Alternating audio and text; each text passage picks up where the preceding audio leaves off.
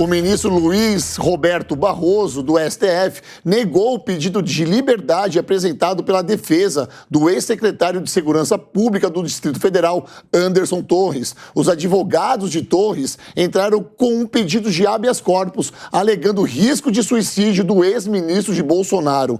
Em nota, a defesa afirmou ter confiança na justiça e diz que respeita a decisão do STF, mas avisa que ingressará com recurso diante da piora significativa do quadro clínico de Torres e as severas crises de ansiedades.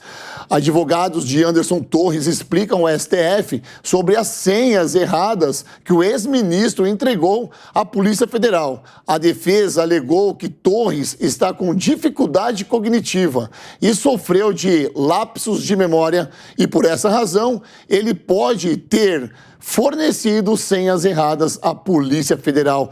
Ô, Bissoli, eu vou começar com você porque esse lapso de memória, lapso cognitivo, lapso de não sei o que, não passa de uma desculpa esfarrapada, né?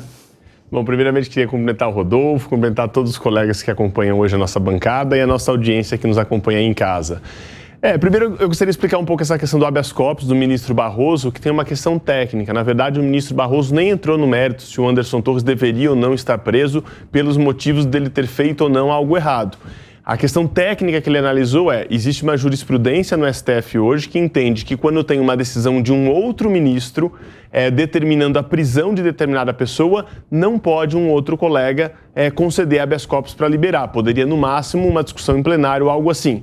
Então, com base nesse precedente, o ministro Barroso nem conheceu, ou seja, ele nem analisou o mérito e as razões ali do habeas corpus do Anderson Torres. Só estou dizendo isso porque senão falam, tá vendo, o Anderson Torres está errado, tem que continuar preso, mas o ministro disse isso. Não, ele nem analisou motivos, tem que estar preso ou estar solto. Ele simplesmente disse que não poderia fazer essa análise. É uma questão técnica processual. E do ponto de vista prático, o que a gente tem? Essa discussão do Anderson Torres e a sua defesa trazendo esses malefícios que a prisão tem lhe trazido, né? Eu acredito que a prisão não deva ser boa para ninguém.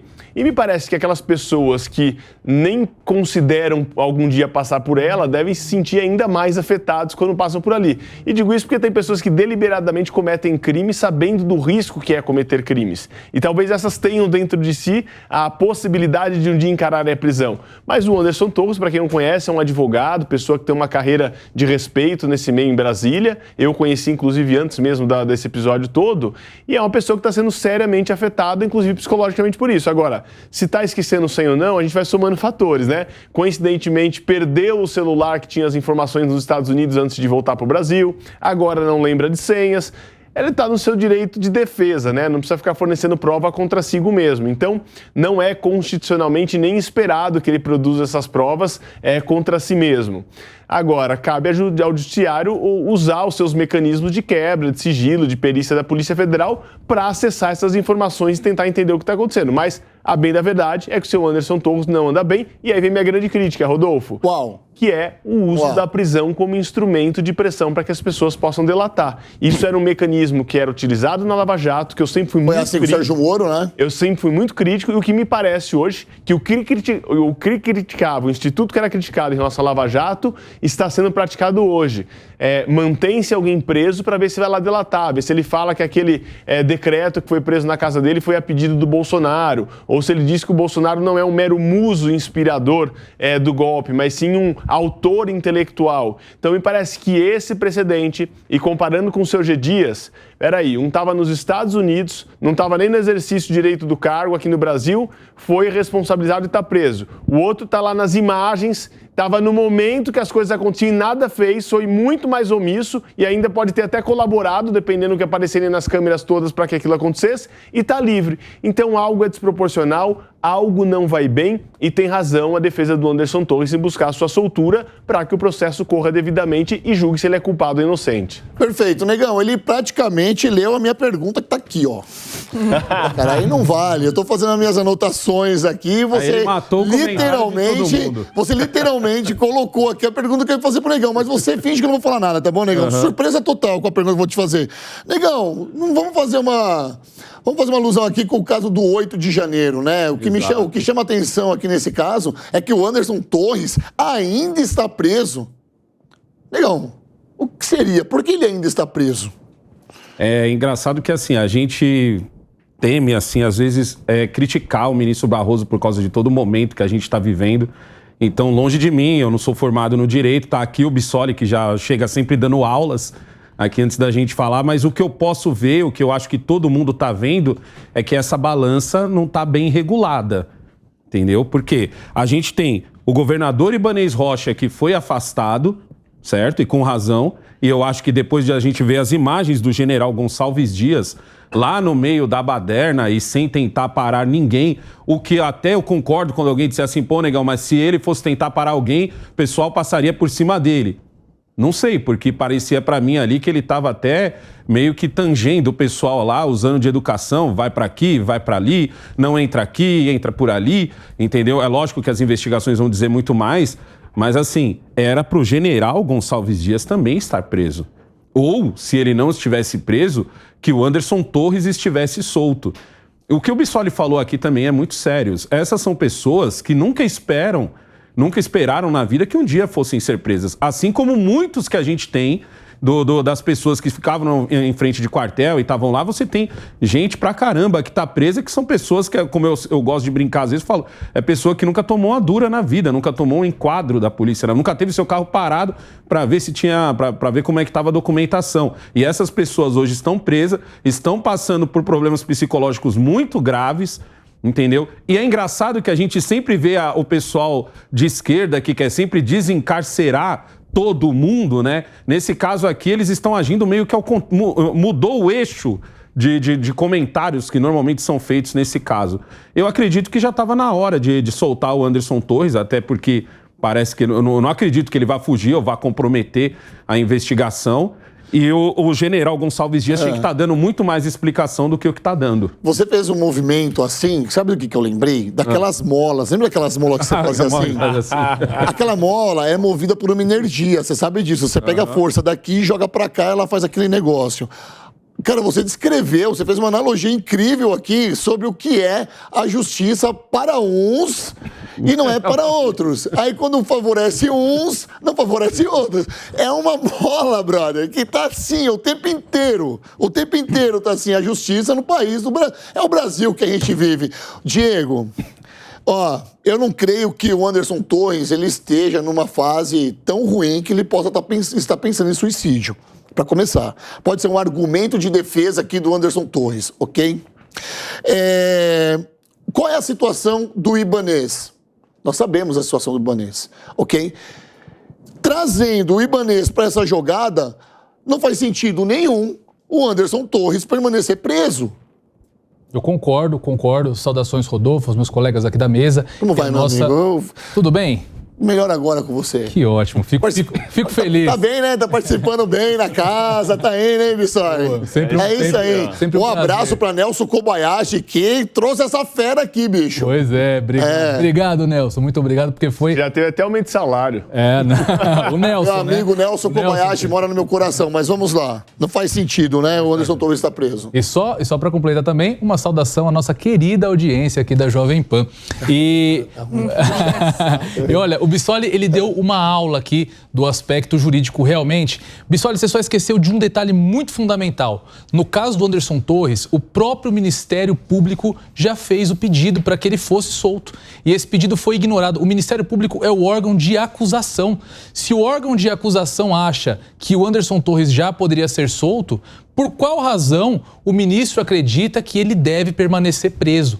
Isso deixa muito claro e também, evidentemente, levando em conta tudo que foi dito a respeito do caso do G. Dias, de que o STF, nesses casos, altera seus entendimentos conforme o réu. De fato, nesse caso agora, não cabe realmente o habeas corpus, é questão sumulada. Isso vem de caso, é uma súmula até bem antiga do STF, que não permite que o pleno analise um habeas corpus quando há decisão monocrática de ministro. Mas, se nós pegarmos o histórico, o STF esse tempo todo vem dando suas decisões conforme se altera o réu. Porque, evidentemente, o G. Dias ou Anderson Torres deveria ser solto ou o G. Dias deveria ser preso.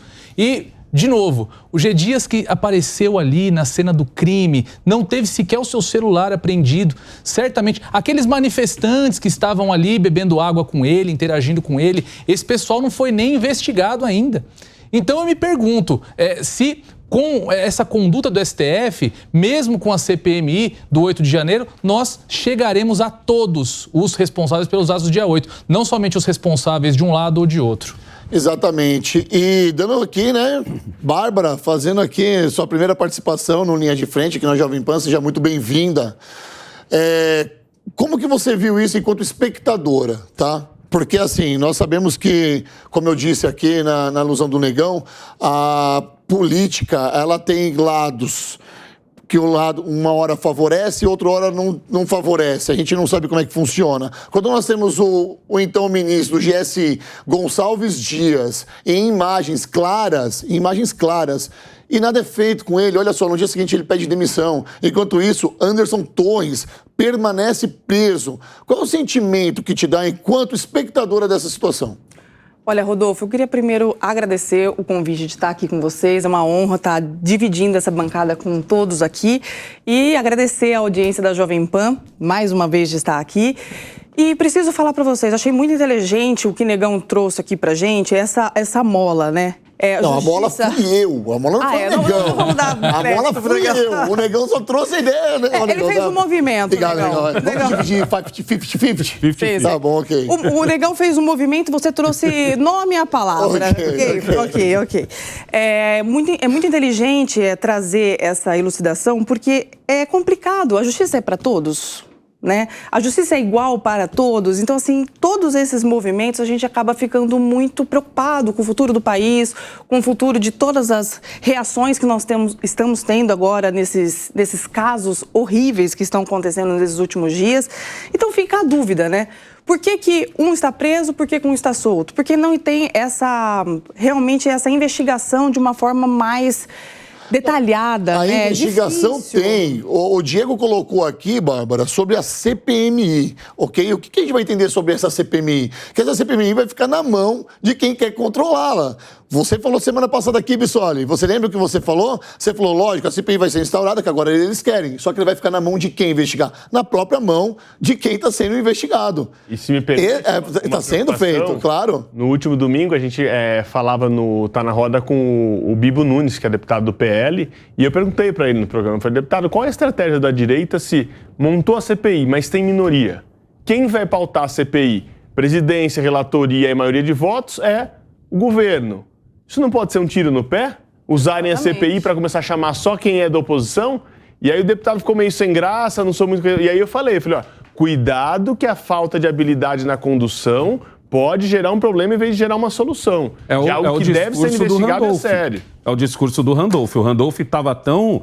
O Randolph, quando deu o discurso dele lá na tribuna, ele não deu um discurso como alguém que está pronto para enfrentar. Ele deu um discurso de alguém que tem a arma para vencer.